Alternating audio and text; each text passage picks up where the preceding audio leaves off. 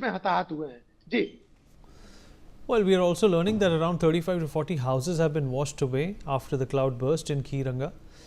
This, of course, is a devastating event. Several people are fear trapped. These are the visuals.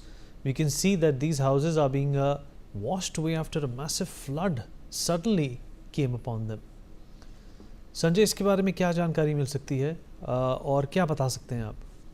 देखिए, ये रास्ते जब ऊपर से पूरा मलबा आया है, जो पहाड़ टूटा है, तो रास्ते में जो मकान थे उनको लेते हुए आया है। तो ये 30-40 मकान तो रास्ते के हैं, लेकिन एक बाजार जो थराली थी, थराली का पूरा बाजार खत्म हो चुका है। वहां पे लगभग 40 से ज्यादा दुकानें थी। वो दुकानें लोग बता रहे हैं कि पूरी दुकानें खत्म हो चुकी हैं। तो आप ये कह सकते हैं 40-50 अगर मकान इस जमींदोज हुए हैं, तो 40-50 दुकानें भी जमींदोज हुई हैं।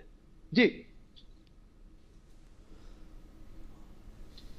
All right, at this point in time, Mr. Sanjay Kumar, former DG NDRF, is also with us on the broadcast. Mr. Kumar, another travesty and tragedy being reported from Uttarakhand at this point in time. We discussed this just the other day. What are your thoughts here, sir?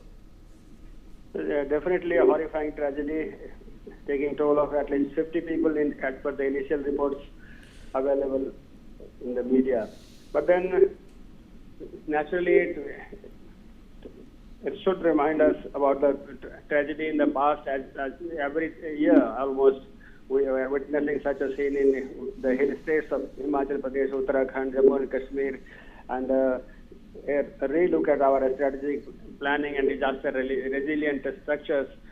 Moreover, the utilization of land over there, particularly the river banks, the glaciers, the footpaths, the hill slopes, etc., need to have a relook apart from the use of the strata for our development purposes, including road construction and all other developmental activities, including the powerhouses construction.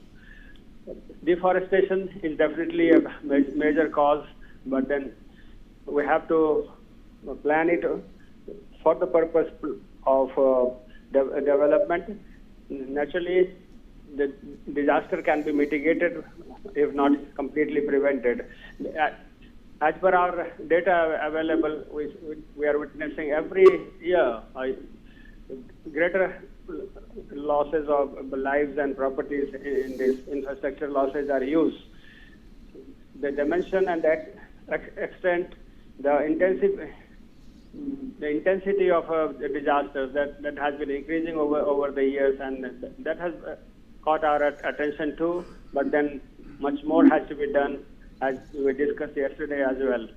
Therefore, I request the authorities in the part, particularly the NDMA, which is the nodal agency, to have a relook at the whole planning, the whole policy, the disaster management policy, to strategize it more pragmatically and realistically.